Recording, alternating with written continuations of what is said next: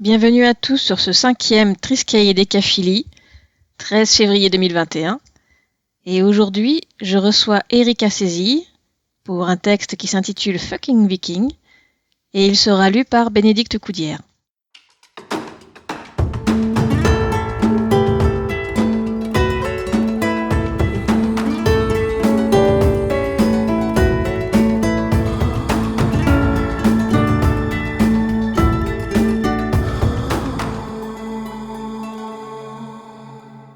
Eh bien, bonjour à tous. Aujourd'hui, nous allons lire le texte d'Erika Cézille qui s'appelle Fucking Viking et qui est sorti dans Dimension Uchronie 3 chez Rivière Blanche.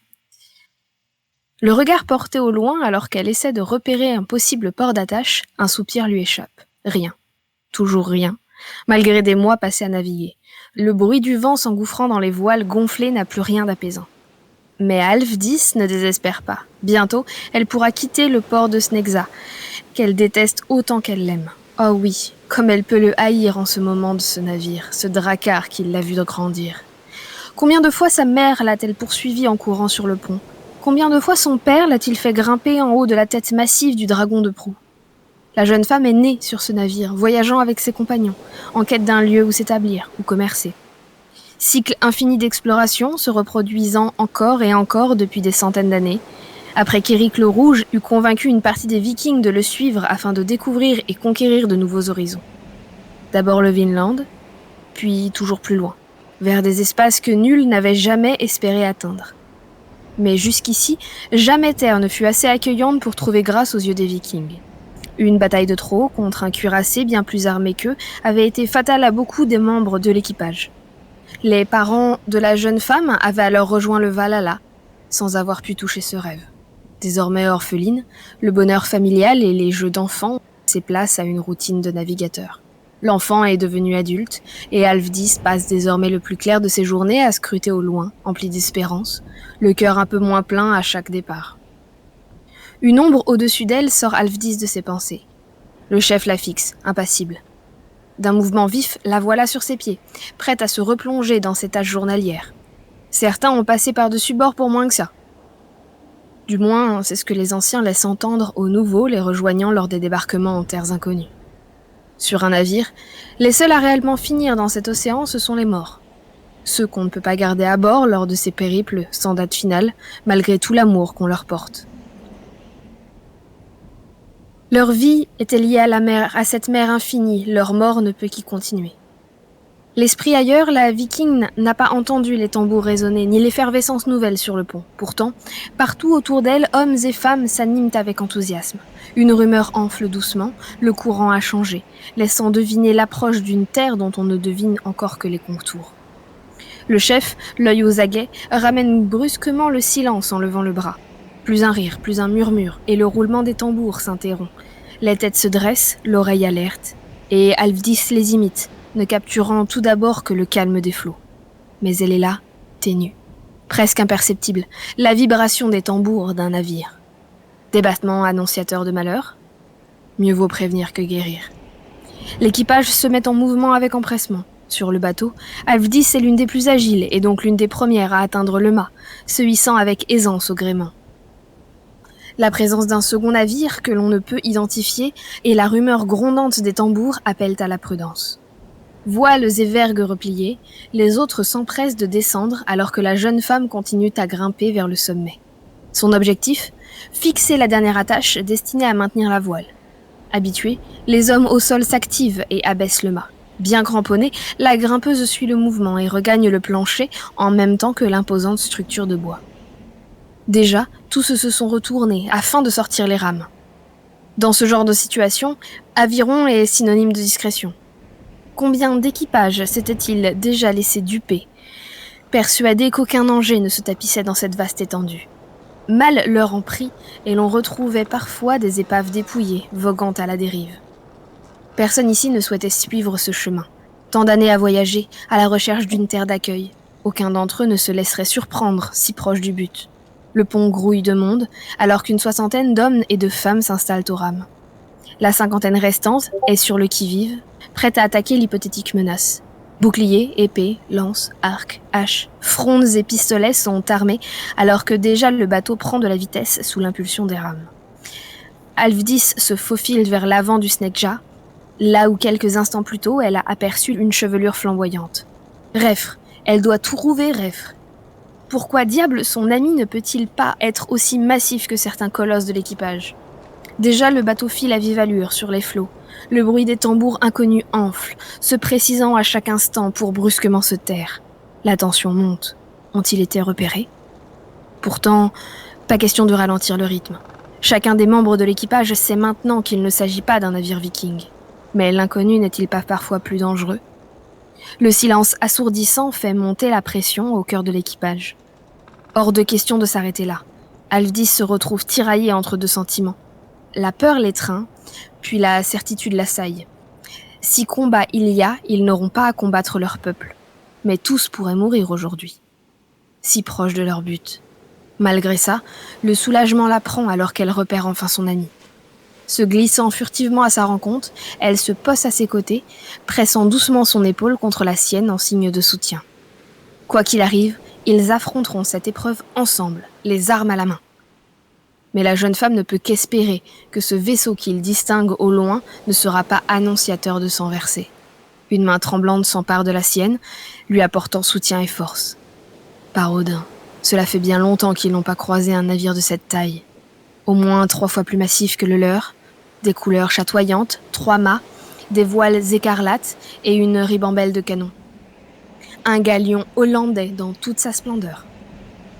Le silence se fait oppressant.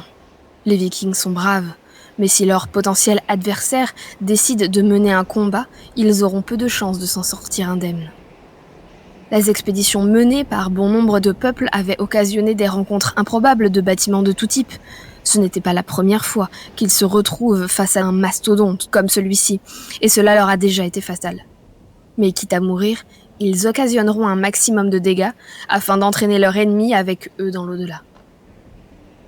Alors qu'ils continuent à s'approcher inexorablement, des cris d'horreur enflent depuis les ponts du galion. Certains remarquent les flammes léchant désormais les voilages.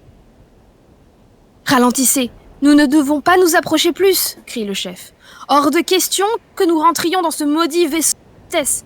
On ne sait pas depuis combien de temps ça flambe et malgré les protections du Snegja, j'aimerais éviter qu'on se prenne un mât sur la gueule. L'équilibriste, dis-nous ce que tu vois !» Les armes retournent dans leur fourreau alors que tous se préparent à une approche prudente. Alvdis tire son amie derrière elle alors qu'elle se dirige vers le dragon de proue. Devant, les 2 jeunes gens répètent des gestes 1000 fois exécutés. Reffre attaque un filin qu'il noue autour de la taille de la jeune femme qui, pendant ce temps-là, ajuste ses lunettes jumelles sur ses yeux. Une fois équipée et sécurisée, elle escalade la structure de bois. Cette fois, pas d'imprudence. La sécurité est de mise.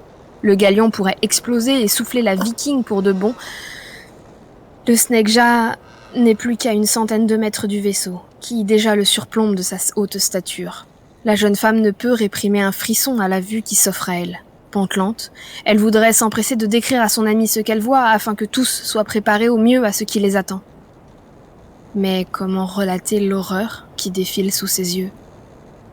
Comment décrire ce que les autres membres de leur équipage ne peuvent qu'entendre à cet instant ? Parler du galion continuant à se consumer est simple, mais les mots restent coincés dans sa gorge alors que devant elle, des dizaines de corps enflammés se laissent tomber du pont en hurlant. Chacun d'entre eux disparaît dans les profondeurs abyssales, ne laissant résonner que leurs cris d'agonie. L'horreur submerge les Vikings alors qu'ils réalisent qu'aucun d'eux ne pourra intervenir face à la combustion du galion. Les larmes montent aux yeux d'Alvdis alors que certains survivants crient à l'aide depuis le pont supérieur. Impuissance. Le Snegja ne peut s'avancer plus au rythme de briser sa protection et à son tour de subir l'assaut des flammes. Cramponnée au dragon de bois comme à une bouée de sauvetage, la jeune femme ne peut retenir un hurlement lorsque l'un des hommes s'élance dans l'espoir de les atteindre. Mais la distance est immense. Dans un réflexe désespéré, la viking tend une main vers lui, avant de le voir disparaître dans l'immensité. Un brusque mouvement de corde l'entraîne vivement vers l'arrière. Sans résistance, elle se laisse tomber avant d'être réceptionnée maladroitement dans les bras de Reffre. Les sanglots l'étranglent alors qu'elle se recroqueville dans l'étreinte du rouquin. Elle arrache violemment les lunettes de son visage et les serre dans son poing jusqu'à s'en faire mal, essayant d'occulter la vision d'horreur dont elle a été témoin. Les hurlements de souffrance et de détresse continuent pourtant à résonner. Alvdis en a assez vu pour que les images viennent faire écho aux cris dans son esprit. Après d'interminables instants, un bruit d'implosion résonne, puis le silence, assourdissant. Alf, c'est fini, le feu s'est arrêté, murmure Refr à son oreille. La jeune femme sait ce que cela signifie, mais cette réalité est si cruelle. La protection autour du galion s'est détruite, annihilant le brasier et tuant les derniers survivants, abrégeant leur souffrance. Est-elle vraiment prête à faire face à une nouvelle vision de malheur ? Ne peut-elle pas rester plus longtemps dans le cocon protecteur que représentent les bras de Refr ? Encore quelques instants. Mais leur chef en a décidé autrement. Posant une grande main rugueuse sur son épaule, il l'enjoint à se redresser, la séparant de... Allez vous, tu n'aurais pas dû voir ça. Personne n'est prêt à se retrouver confronté à ça. Mais il faut partir d'ici avant que ces satanés pirates ne se décident à revenir. Je sais pas ce qu'ils ont voulu faire, mais je pense pas que faire cramer le galion et son équipage était leur but. Et aucun de nous n'a envie d'attendre et de vérifier s'ils reviendront ou pas pour fouiller le navire. On peut rien faire, et s'approcher du bateau serait trop risqué. Alors debout, j'ai besoin de Refr à son poste et toi au tien. Je sais qu'il y a une terre pas loin. Durant son discours, les yeux sombres de l'homme se sont plongés dans ceux de la jeune viking, encore muette d'horreur. Un éclat de tristesse au fond de ses yeux, leur chef reste fort pour son équipage. Il en a vu des choses sur ce navire, et personne ne peut se permettre de s'appesantir là-dessus. Pas alors que des forbans peuvent à tout moment les attaquer. Il faut bouger, continuer à naviguer. Sa détermination pousse Alvdis à se ressaisir. Des tremblements agitent encore ses mains qui en serrent la paire de lunettes. Elle hoche la tête. L'équipage compte sur elle pour les guider à bon port. Le chef lui adresse un bref sourire avant de faire face à ses hommes et de les enjoindre à retourner à leur mission en vitesse. Refr presse l'épaule d'Alvdis avant de regagner son poste à son tour. Seule, la jeune femme reste un instant figée avant de réajuster ses lunettes sur son front et de rejoindre la vigie. Agrippée au dragon de proue, elle tente d'ignorer le galion qui s'éloigne alors que le drakkar reprend sa route. Combien d'hommes y avait-il sur ce navire ? Combien de corps sont passés par-dessus bord et vont désormais dériver avant de tout simplement disparaître ? Rejoindront-ils le Valhalla, eux aussi, ou finiront-ils en Helfheim ? Toutes ces pensées se bousculent dans son esprit encore à vif.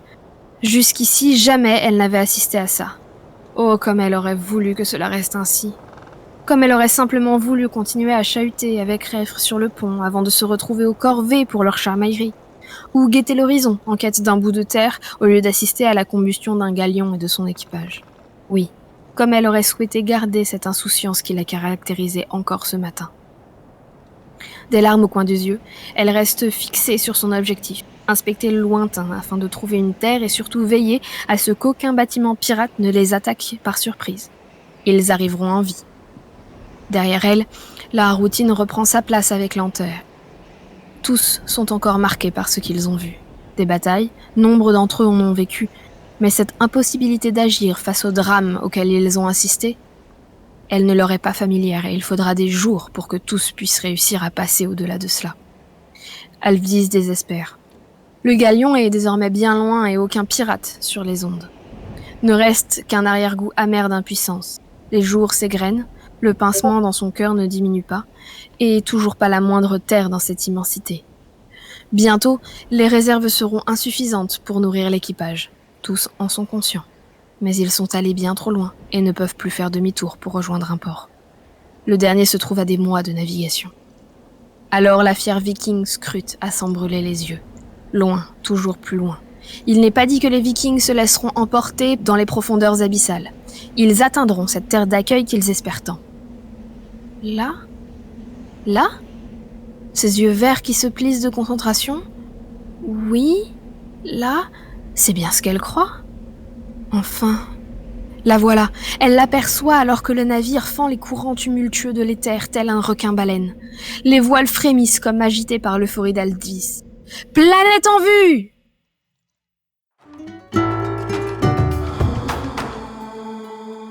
Et merci Bénédicte.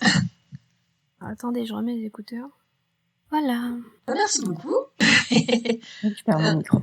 Donc c'était un texte d'Erika, Fucking Viking. Et donc contrairement à ce que vous voyez le titre, là, il n'y a pas de Kinky. C'est une grande déception. Je sais, je vous ai déçu. Ah bah oui, tu nous as bien baisé là. Pardon. Bref, bah bravo, bah merci Bénédicte. Comme toujours, c'est pas un exercice facile de la lecture publique. Et voilà, merci de t'en être acquitté. Mais avec plaisir. Voilà, donc félicitations du jury et du public, bravo. Voilà, et bravo pour ce texte, Merci Erika. beaucoup.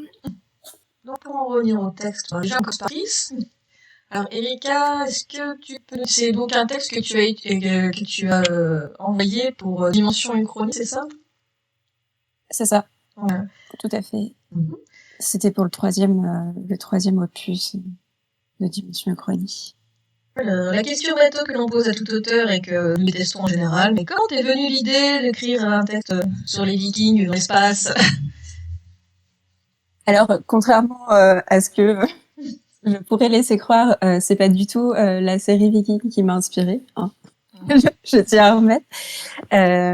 Et en fait, au départ, j'avais aucune idée de ce que j'allais faire. Et c'est un combo, en fait, notamment entre l'image que j'ai postée sur le chat. Excellente image de demeurant. Alors, parce qu'il faut, donc, je décris vite fait, comme sur YouTube, malheureusement, il n'y aura pas le chat pour encarder l'auditoire. Donc, c'est une espèce de même avec un cosmonaute sur la Lune, le premier homme sur la Lune, qui découvre un drakkar avec un squelette de viking, un sabre, etc. Et les gens, c'est fucking vikings, seriously, what the fuck? Donc, voilà, c'est notamment là-dessus. Et puis aussi, au moment où on m'a parlé de Dimension Uchronie 3, j'étais en salon, je sais plus exactement lequel, et j'ai assisté en fait à une table ronde, notamment sur la mythologie nordique. Et donc en fait, c'est là que m'est venue l'idée. Et ensuite, j'ai mixé ça avec la planète au trésor, et ça a donné l'idée de Fucking Viking. Ok, très bien. Donc, juste le titre, en fait, c'est une travail entre toi et toi. C'est ça. Bon, au moins, maintenant, on sait d'où ça vient. Voilà, au cœur de la planète au trésor, ouais. La planète au trésor, c'est mon grand amour. Donc, en réalité, mes seules inspirations musicales pour cette nouvelle-là, ça a été la planète au trésor et la BO de Dragon. Attends, tu peux redire la BO de Dragon. T'entends pas très bien. La BO de Dragon, on va dire. Ah, voilà, merci. Okay. Désolée. Non, c'est pas... un peu. Bon, c'est pas... Si jamais tu m'entends faire tu peux le chat sert à ça, non? Donc la BO de Dragon, bah, c'est rien. Juste comme ça. C'est un peu une chronie avec des vikings et des dragons, en quelque sorte. C'est ça. Il y a du feu, c'est bon. Ah bah voilà. Oui, parce que bon, il faut préciser sur le chat que Erika a crié son amour du feu. Le feu, sa passion. Voir la scène avec le galion en flamme, justement, qui a dû être un gros kiff à écrire. Alors Erika, je sais pas si t'es en train de répondre, mais on ne t'entend pas. Je vais enlever mon micro et je vais repasser sur Là, un truc, ce sera plus facile, ouais. Bon, bah ça va alors. Parfait. Donc oui, grosse passion pour le feu. C'est un petit problème, notamment dans les jeux vidéo ici, où je fais cramer beaucoup de choses. Pyromane dans l'âme. Oui, mais alors ne sommes-nous tous pas un petit peu pyromanes? Bon, je sais pas, moi je suis un signe d'air et d'eau. Mais... Donc voilà, je suppose que la scène avec le galion en feu dans les terres a été une grosse source de plaisir. Mais c'est plutôt bien amené en fait, la fin est assez surprenante, même si tu as des indices, justement dans la scène de l'incendie du bateau, enfin le fait qu'il se jette pas dans l'eau mais dans les gouffres d'air, en quelque sorte. Enfin, ça a dû être un petit peu, ça a dû être une gymnastique mentale d'essayer de maintenir l'illusion d'un bateau viking sur l'eau alors que en fait c'est dans l'espace. C'est ça. En fait, j'ai vraiment toute ma première partie, j'utilise plein de termes qui font penser au fait que le bateau est en train de naviguer et autres, mais sans utiliser le terme de la mer, de l'eau ou autre. Et c'est vrai que ça a été mon test un petit peu d'essayer de voir si on avait vraiment l'impression de naviguer sans donner trop d'indices sur le fait que justement, oui, on était dans l'espace. C'est la difficulté, quoi. Il faut savoir tricher un peu, mais sans non plus prendre les lecteurs pour des idiots. Oui. Bon, Moi, j'ai fait des tests. Mm. J'ai envoyé ma première partie. Je fais, est-ce que vous avez l'impression qu'on est sur l'eau? Un petit peu. Bon, bah ça va alors. Après, dès que tu parles de bateau, ça y est, l'illusion se fait. On se pose plus trop de questions, tu dis dracar et tout, on pense impeccablement à la mer. Et là, l'idée du corps se fait tout seul dans le lecteur. C'est ça. Après, les seules choses que j'ai vraiment, sur lesquelles j'ai vraiment fait beaucoup de recherches aussi, ça a été sur justement tous les différents navires vikings. Et de savoir que le mât s'abaisse ou ce genre de choses, c'est vraiment des choses qui se font. Et ça, au départ, je le savais pas forcément. Donc, ça a été beaucoup de recherches là-dessus pour essayer de visualiser vraiment comment ça pouvait être et quel navire, quel type de navire pourrait le mieux convenir aussi. C'est partie du métier d'écrivain aussi, quoi, justement, travail de recherche. C'est pas évident de se lancer à corps perdu dans un texte quand tu n'as pas les connaissances qu'il faut pour l'écrire de façon la plus précise possible, un bateau, des armes de viking, etc. Quoi. Bah, c'est ça. Donc, ça a été beaucoup de ces recherches-là. Et puis derrière, juste... contrairement à d'autres fois, je me suis vraiment lancée et puis j'ai navigué en même temps que mon navire. Ah bah ça, c'est le secret, t'as une idée, tu te lances. Qu'il arrive. Est-ce que c'est ton premier texte publié ou tu en as écrit d'autres? Alors, c'est mon premier texte publié. Et par la suite, j'ai écrit d'autres choses. J'en ai un deuxième qui est fini aussi. Que j'ai écrit notamment en même temps que... Oui, il y a Bleu qui est en train de gueuler en majuscule, mais elle a un roman à écrire. Alors vas-y, parle-nous. Tu peux nous en parler si tu veux. J'ai un roman à écrire. Déjà, j'ai fini une autre nouvelle qui était à la base pour un autre appel à texte qui est sur des animaux anthropomorphes. C'est pour quel éditeur? C'était pour Férocité. Donc okay. avec Béné, on l'a écrit à peu près en même temps. D'accord. On s'est renvoyé nos versions. J'avais vu passer, effectivement. Au final, celui-ci, cette nouvelle-là, je vais la transformer en roman parce qu'en fait, parce que l'univers c'est cool. Ouais.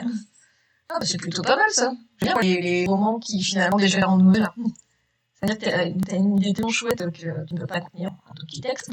Et puis mon personnage principal, c'est un panda roux-parou, donc forcément, je suis obligée de l'exploiter. Dans ton texte, ton roman, ça va être ça, donc bien de la texte avec un panda roux-parou. Ça va être ça. Et avec en fait, c'est une cité mère où au final, il n'y a plus aucune procréation naturelle. C'est la ville qui crée en fait les petits et qui naissent en fait dans des cocons lumineux. D'accord. Un peu la science-fiction anthropomorphique. C'est ça. C'est un smiley trop chou pour le panda. T'es bien unique ça. Et t'es bien avancé dessus, ça va? Franchement, oui. Au final, la nouvelle en elle-même était déjà assez conséquente. Et donc, je me suis relancée dessus en essayant de la réadapter. Ce qui est bien, c'est qu'elle s'adaptait bien à pouvoir la continuer sans que j'ai à faire trop de réaménagement dessus. Mais au final, j'avais une nouvelle qui faisait déjà 60 000 signes. Donc, ah ouais, quand même. C'est une sacrée nouvelle. Oui. Ça m'a changé comparé justement à Fucking Viking qui est pas très très longue. Parce que de base, je suis un peu comme Béné, où on est abonné un petit peu à écrire des nouvelles qui sont relativement courtes. C'est pas un défaut non plus. Des fois, il suffit de... Non, mais voilà. C'est une histoire simple d'écrire en quelques... Et ouais, c'est que ça fait ton premier roman et tout. La nouvelle, tu l'as envoyée ou finalement t'as vraiment brossé et tu t'es dit bon... Non, je l'ai envoyée. Je l'ai envoyée, elle n'a pas été acceptée. Par contre, elle est repartie en correction et elle va je vais la soumettre en fait à la revue Solaris au Québec. Parce qu'en ce moment, t'es au Canada. C'est ça. Et qu'est-ce que tu viens faire là-bas? C'est froid. Je ressemble à ce panda roux dans la neige. Mais il fait pas si froid que ça, on s'y habitue bien. Contrairement à ce qu'on pense. Je sais pas, toi qui aimes il fait moins 15. Ah, purée. Toi qui aimes le feu, je ne sais pas. En moyenne, moins 15. Victoire. Et ça va, le pays t'inspire? Oui, franchement, le pays, c'est vraiment, c'est vraiment chouette. Je m'y habitue bien. Donc, je ne sais pas encore quand je rentrerai, si je rentrerai, mais pour l'instant, je profite au maximum du Canada et des grands espaces que j'ai pas encore eu le temps de visiter non plus. Ah, oui. Enfin, est-ce que tu auras l'occasion de le faire? Je sais pas comment est le confinement au Canada en ce moment. Est-ce que c'est plutôt strict ou est-ce que la pandémie s'est un peu calmée? C'est quand même relativement strict, Ouais. en sachant qu'en plus, il limite beaucoup. Moi, je peux pas rentrer en France pour l'instant. Ah, ouais. Les avions sont très restreints. Mais on peut quand même profiter assez facilement. À 1 heure de temps, on peut trouver, même juste de Montréal, en fait, on peut très vite être à l'extérieur dans des grands espaces en même pas 1 heure de temps. Donc ça va, donc tu souffres pas trop de rester au Canada. Enfin, il y a pire comme pays, je pense. c'est ça. Puis, en fait, on se rend compte des différences aussi qu'il y a et autres, et ne serait-ce que au niveau des distances à parcourir, eux, 5 heures de route, c'est rien du tout. Là, tout est grand, hein. Même la bouffe, les quantités, je pense. C'est ça. Mais voilà, on est vite dépaysé et c'est vrai que ça m'a ouvert de nouveaux horizons aussi, et puis ça m'a beaucoup inspiré pour écrire. Donc. Je pense que point de vue inspiration, c'est un peu dépaysement. Je sais pas si les autres ont remarqué, sont d'accord avec moi, mais depuis qu'on est quasiment confiné, j'ai été un peu moins inspirée de mon côté. J'ai beaucoup de mal à boucler, là. Alors que ce que j'avais fait avant, j'ai bouclé en 5 mois, 4 mois, même qu'on avait. Là, t'as un gros avantage du fait d'être loin de chez toi, finalement. Et d'avoir la possibilité de découvrir, de continuer à découvrir un monde nouveau, en quelque sorte.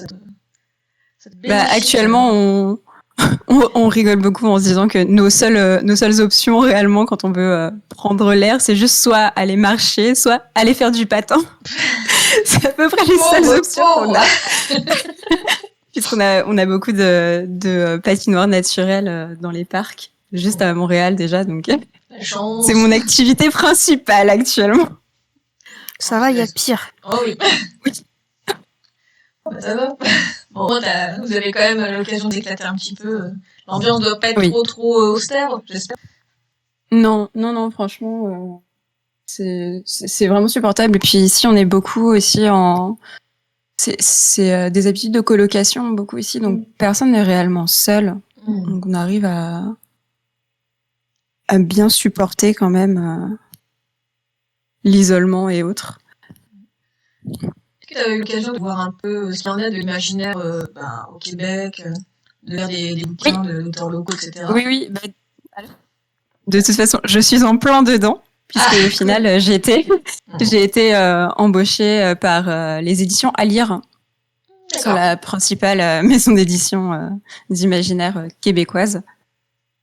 Donc j'ai plongé en plein dedans, et puis c'est vraiment intéressant de voir aussi que les habitudes de lecture sont différentes, les genres principaux aussi sont différents, ceux qui marchent le mieux. Donc c'est quand ils voient le genre tel qu'on le connaît, imaginaire, etc. au Québec, est-ce qu'il est mieux accueilli qu'en France? Est-ce que c'est de la littérature pleine et entière pour eux? Oui, ça l'est. Après, le public est moins nombreux aussi. De toute façon, c'est aussi ça qui fait, en tout cas pour nous au Québec, parce que c'est la littérature francophone principalement. Donc le public, il y a moins de monde, et donc c'est moins, les tirages sont moins élevés ou ce genre de choses. Par contre, c'est vraiment le genre est bien accueilli. C'est juste ça. C'est par exemple, autant en France, il y a beaucoup moins de littérature de tout ce qui est horreur ou ce genre de choses, alors qu'au Québec, ça fait un carton. Bah ouais, Patrick Sénécal, qui est un des auteurs les plus connus, il écrit des romans assez gratinés. Oui. Moi, j'ai dû tous les lire parce que forcément. Mais et c'est vraiment impressionnant de voir que c'est ça, les genres peuvent être accueillis de façon totalement différente, et puis la consommation est pas la même non plus. Mais voilà, beaucoup d'horreur. Il y a aussi la fantasy, le fantastique, tout marche quand même relativement bien. Mais c'est vrai que voilà, par exemple, l'horreur a pris une place beaucoup plus élevée pour moi. Ils ont une mentalité un peu anglo-saxonne, quoi. Et justement, aux États-Unis, en terre, le genre horreur, ça marche de Dieu. Hein. Bah, c'est ça. Donc on en voit plein. Puis là, on continue. Puis on a aussi quelque chose de très intéressant. C'est nous, ça va être en polar, mais beaucoup aussi tout ce qui touche aux Amérindiens. Ah, ça c'est cool. Et donc nous, là, ça devient intéressant parce que jusqu'ici, on n'en avait pas forcément beaucoup. Et là, c'est vraiment des livres qui vont être écrits par des natifs. Donc vraiment, enfin, ça devient un autre style aussi. Et c'est vraiment intéressant de découvrir toute la culture qu'on connaît pas du tout en fait. Ouais, et on voice, quoi, ils laissent enfin place aux natifs pour parler de leur culture à eux. C'est cool, ça. Est-ce que tu as des auteurs à me conseiller? Quand j'avais parlé de Patrick Sénécal pour le genre horreur, enfin, c'est en fait le seul auteur qui est, mais tu dois en avoir d'autres. Oui, je vais en avoir plusieurs. Bah, vas-y. Bah, tu peux... J'ai une liste. Ah, parfait. Je vais la retrouver. Faut que ça serve à quelque Je chose. vous laisse 2 minutes avec Béné, j'arrive tout de suite. D'accord, pas de souci. Ah, faut que ça serve à quelque chose, Exil au Québec. Faut faire découvrir les nouveaux auteurs. Ouais. Ah oui, oui. Carrément. Ah, puis je suis sûre qu'elle en a des chouettes à nous proposer. Bah ouais, en tout cas, c'est Melchior qui m'avait fait découvrir Patrick Sénécal, donc auteur qui œuvre pas mal dans le genre effectivement horreur, suspense, thriller. Et oui, j'en ai lu quelques-uns aussi. Ouais. J'aime bien. Bon, après, faut aussi faire au dialogue, parce que forcément, t'as le langage québécois, t'as un mec... oui, non, je vois. Un mec qui insulte un autre en disant « hostie de chien sale », quoi. Oui. Alors j'allais le dire, Melchior, Elisabeth Van Arbour, effectivement. Après, il y a aussi beaucoup de BD canadiennes qui sortent en France, donc on commence à avoir de plus en plus l'habitude de ce genre de langage, enfin de façon de juger, entre guillemets. Oh, bah, je trouve c'est pittoresque. Bon, après, non, on doit passer un peu pour vulgaire avec le putain et bref. Je trouve ça rigolo. Oui, aussi. mais de leur côté, pour certains Français, c'est des hérétiques, hein, jurer sur le Christ et compagnie, donc bon. Ça s'équilibre, hein. C'est vrai. Sur le style, sur le cyber. Ah oui. Ah bah ça, ils passent un peu pour des hérétiques chez certaines parties de la population. Hein. Ah, c'est des bons, mais ils ont tout mon soutien. Ils peuvent jurer autant qu'ils veulent sur le Christ. Ah oui, non, mais vous jurez en n'importe quelle langue, les gens, ça me va, moi je m'en fous. Hein. Jesus. C'est souvent c'est qu'il y a des types de langage et puis des expressions typiquement québécoises qui, sur le coup, font un peu étrange parce que on n'a pas l'habitude et puis ensuite on s'y fait et puis on les accepte et puis on s'habitue à les revoir régulièrement dans les textes. Bah ouais, c'est ça. Enfin, ça m'avait un peu déboussolé au début, les espèces de jurons comme ça, quoi. Enfin, c'est en plus sur des textes super glauques qui est très sérieux, genre une scène de torture, et puis l'autre qui dit « Ah, hostie de chien sale !» Enfin, on n'est pas habitué, ça sort un petit peu du mood.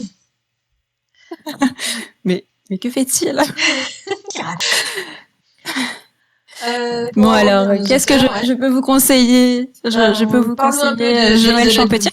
Ah attends, Joël Champetier. Ouais. Qui a donné son nom au prix Champetier, qui est dans la revue Solaris. C'est dans Solaris, oui, c'est ça. Ouais. Solaris, c'est pratiquement la seule revue purement imaginaire. Il y a Brin d'éternité aussi. Ouais. Et qu'est-ce qu'il écrit donc, Joël Champetier, quel type de littérature, science-fiction On va être un peu fantastique, science-fiction, effectivement. Donc ça va être là dernièrement, par exemple, on a sorti tout un recueil de toutes ces nouvelles, qui est vraiment intéressant, qui permet de connaître son genre au travers de plein de nouvelles différentes, de plusieurs types différents, de plusieurs genres différents.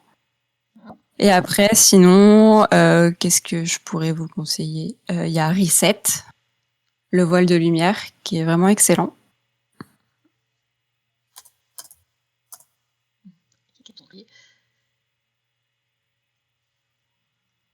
Et après, c'est vrai qu'il a une bibliographie qui est assez conséquente, donc chacun pourra y trouver son bonheur. Yes. On espère que ça sorte en France. Enfin, après, pas de raison. Pas de raison. On est tellement frileux avec l'imaginaire francophone. Je pense que le Québec doit être un petit peu perdant aussi pour l'exportation française. Ouais. Qu'est-ce que tu Oui, as Après, en polar, que j'ai vraiment beaucoup aimé, alors que je suis pas forcément fan du genre à la base, il y a les livres de Jean-Jacques Pelletier, qui, pour le coup, nous plongent totalement au Québec, donc ça se passe à Montréal pour certains. Et donc tu découvres la ville par le biais du crime. C'est ça. Donc c'est une saga, c'est une trilogie dont le premier s'appelle Bain de sang. Et C'est d'accord. C'est ça. Tout de suite, on sait. Hein. Et franchement, c'est vraiment une très bonne trilogie. Et c'est ça, c'est pour moi ce qui était vraiment intéressant, c'était de me plonger en plein cœur de Montréal et puis au final, de pouvoir me repérer un petit peu dans la ville et de me projeter. Et même quand on connaît pas Montréal, c'est vraiment intéressant de découvrir ça. Ça c'est cool. Est-ce que tu penses qu'ils ont une influence, ils ont été influencés par des auteurs anglo-saxons ou les écrivains québécois ont leur propre identité, leur propre langage? Je pense que c'est genre un peu comme tout auteur, ils ont pris leur inspiration un peu aussi dans ce que eux ont lu et autres, mais c'est vrai qu'on a quand même une touche d'Amérique du Nord, quoi. On sent quand même le côté donc il y a un petit côté, c'est ça, c'est que l'attrait pour des genres un peu plus poussés, genre comme l'horreur ou autre, fait que les auteurs québécois vont aussi se tourner peut-être un peu plus vers ça. Mais c'est vrai qu'on on est en Amérique du Nord et puis on le sait, quoi. Oui, je pense qu'ils ont une écriture assez efficace et un petit côté page turner qui accourt en Amérique du Nord. Bon, pas dans la recherche de style forcément, mais dans un style efficace. Hein. C'est ça.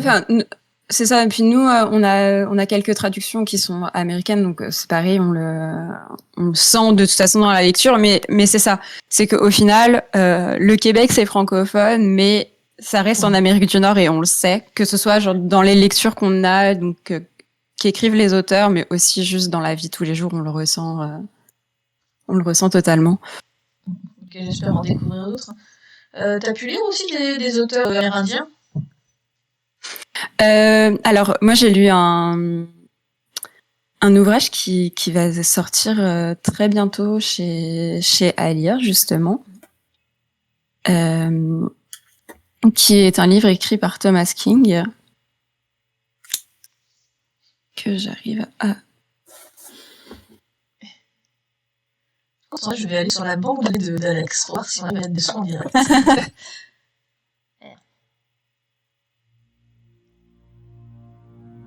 Vous entendez quelque chose? J'ai plus la date parce que pour l'instant il est encore en correction, il n'est pas totalement fini, mais c'est ça, c'est de Thomas King en fait, qui est un auteur amérindien aussi et qui a écrit un polar qui a été traduit pour à lire, et c'est vraiment c'est assez différent de ce que font les auteurs de polar en général, parce qu'on a vraiment cette touche et cette vision en fait amérindienne, mais sans trop le pousser non plus. C'est ce qui fait que ça devient quelque chose d'assez naturel en fait à la lecture. On le prend et on découvre vraiment au travers, notamment il est très visuel et on sent le côté un peu photographe qui nous transporte totalement dans le décor et nous fait découvrir ça toute l'histoire au travers. Et franchement, il est vraiment à découvrir, ne serait-ce qu'aussi parce que ça donne une voix aussi à des auteurs. Parce qu'il parle de sa propre idée. C'est ça. Ouais, c'est vrai que c'est lui qui commence à les mettre en avant partout d'ailleurs. Bah, c'est ça, c'est que ça a été long, et puis même encore aujourd'hui, c'est difficile. C'est vraiment, dès qu'on se penche un petit peu, c'est vraiment pas rose. Donc, nous, on le voit en tant que personne qui sommes arrivés ici depuis très peu de temps en soi, on voit, on note des choses, mais on n'a pas la réalité, et on sait qu'en réalité, enfin, dès qu'on regarde un petit peu, qu'on creuse, on sait que c'est difficile, en fait. Donc, d'avoir des écrivains des Premières Nations qui sont publiés et qui donnent leur voix aussi, ça permet d'ouvrir aussi le dialogue, et puis et de découvrir toute cette culture-là qu'on connaissait pas, ou très très en surface, quoi. Non, mais en même temps, il est temps, quoi. On en parle depuis assez longtemps du Home Voice, de laisser parler les minorités, et bon, c'est pas trop tôt que ça arrive enfin, en espérant que la lancée continue. Ouais, ça commence à vraiment se mettre en place. Donc, C'est cool, ça. Est-ce que sinon, tout le monde a des questions à poser, à part Alex qui est pas préparé la popote, mais sans tout seul. En tout cas, il nous a laissé une petite minute. Il y a que chez moi qu'il est 13h. Hein. Ah bah oui, nous il fait nuit. Hein. Oui, mais c'est aussi 13h. Donc j'avais lancé une musique tout à l'heure, là, je sais pas si... On n'entend rien. On entend rien? D'accord. Bon, bah... On va devoir le faire manuellement. Hey, j'en ai bien peur. Il va y avoir un moyen, je pense. Sinon, il faut passer par des systèmes de partage d'écran. Là, on a le son, mais on verra aussi ton écran. Ah, bon, après, je sais pas trop comment on fait. Heureusement que Vince est là pour me donner une petite solution informatique. Bah, je vais essayer de me démerder un peu plus tard. Tout ça. Ouais, non, mais mon problème, c'est que je suis une quiche. En même temps, je suis une boumeuse, donc il y a plein de trucs que j'ai pas assimilés. C'est déjà bien qu'on puisse enregistrer l'émission. Ah, tout de suite. Ah, Julien Nuès, merci pour cette lecture, ce texte et ce tri des cafélis. Bonne soirée. Salut Julien, bientôt. J'en profite, on parlait de tous les livres, et tu me parlais de Patrick Sénécal tout à l'heure. Ouais. Si tu n'as pas eu l'occasion de jeter un œil dessus, je te conseille de regarder la bande dessinée Alice, qui est sortie cette année. Oui, j'ai vu qu'elle est sortie, effectivement. Et qui est assez folle. Ah ouais. Donc c'est Patrick Sénécal, et c'est qui le dessinateur? C'est Jack Dion. Ok. Ah ouais, je suis en train de voir des images. Ah, puis c'est en noir et blanc, c'est cool ça. J'aime bien le noir et blanc. C'est avec des pointes de rouge. Ouais. Qui... C'est pas mal. L'univers est déjà assez spécial et bien poussé. C'est ça. Donc, si en plus on rajoute des images par-dessus, c'est... Bah, faut voir si il fait que de la suggestion ou si ça vient carrément pas. Ça, c'est une autre histoire. Mais ouais, non, la bande dessinée est assez folle, pour le coup. C'est super mal. On va voir ça, mais... En tout cas, les dessins, ils sont plutôt mal, quoi. C'est pas... Le mec a l'air de bien toucher sa bille. C'est assez intriguant, je pense. Quelques images pour ceux qui ne sont pas encore partis lâchement pour manger, mais enfin, c'est surfait de manger, quoi. Pas les gens se sentent obligés de manger, franchement. Ouais. C'est bon, 3 fois par jour. T'as dit quoi sur manger, là? Attention, on a varié le kraken. Ouais, parce que... Donc, si je veux que Céline elle me fasse une lecture pour le prochain Ravinger Award, il va falloir que je respecte la bouffe, donc. On l'attirera avec des gâteaux.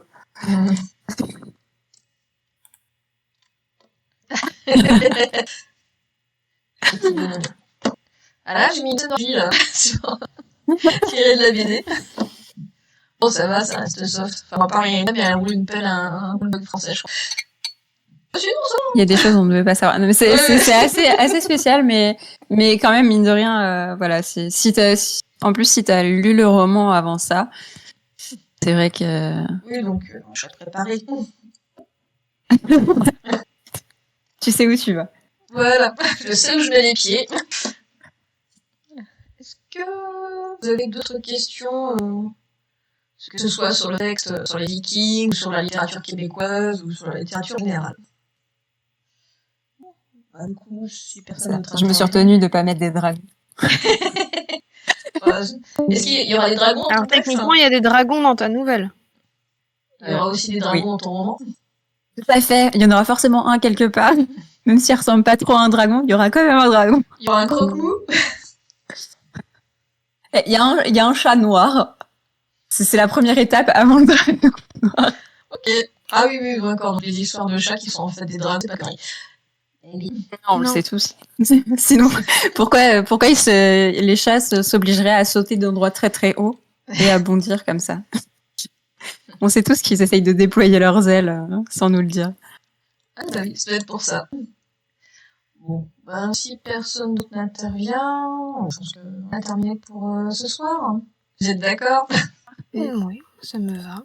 Ok. Bon, en tout cas, merci Erika et Bénédicte. Merci en tout cas Erika pour répondre aux questions et pour ce petit exposé sur la littérature québécoise. On en profite un temps que t'es là-bas pour avoir des nouvelles fraîches et des idées de lecture. C'est ça. Très fraîche en ce moment. Je vais faire des tweets avec de la littérature québécoise. Mais c'est une excellente idée. Tous les vendredis 13. Oui. Donc, Eh oui. Tous les vendredis. Bah, il y en aura beaucoup. Bien, merci les filles d'avoir été là. Merci Alison, merci Aloïse. Et puis merci Béné Sylvain. d'avoir lu. Oui, Rien. merci Béné d'avoir lu. Merci Melchior. Et puis Avec Vince, plaisir. à Sylvain, à Julien et Alex qui sont partis un peu plus tôt pour manger, et à Céline, même si la bouffe est surfaite. Et puis rendez-vous donc le mois prochain. Le mois prochain, ce sera Maria Giromalek qui va lire le premier chapitre de son roman Champing. De quoi ça va parler? Merci d'avoir été là. Parfait, merci beaucoup. Merci à vous, bonne soirée. Bonne soirée tout le monde. Bye. Salut.